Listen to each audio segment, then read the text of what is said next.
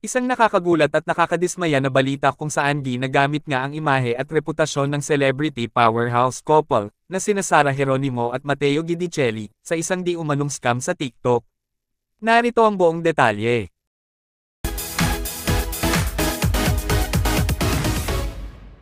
Sa naging recent post ni Matteo Guidicelli sa kanyang ex account ay binalaan nga niya ang publiko sa isang online scam na nagaganap sa TikTok.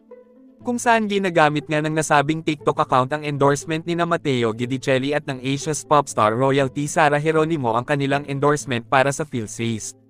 Ayon nga sa post ni Matteo sa ex na, "Big scam. Please be careful." Dito nga ay ibinahagi ni Matteo ang isang post ng isang netizen kung saan nakatag sina Matteo at Sara.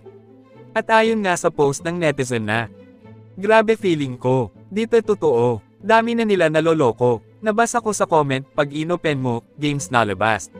Dahil nga dito, ay nabahala ang mga netizens. Narito ang iilan sa kanilang komento. "Dapat po kasuhan na rin po, kawawa yung mga biktima. Para matakot na rin yung mga gumagaya namang scam po. Dami na po nila naloloko."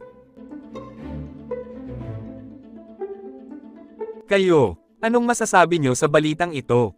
Kung saan, dinadamay nga ang mga pangalan nina Sara Geronimo at Matteo Guidicelli sa isang online scam sa TikTok. At kung ano ang inyong komento at saloobin, just comment down below. Thank you for watching and see you on my next one.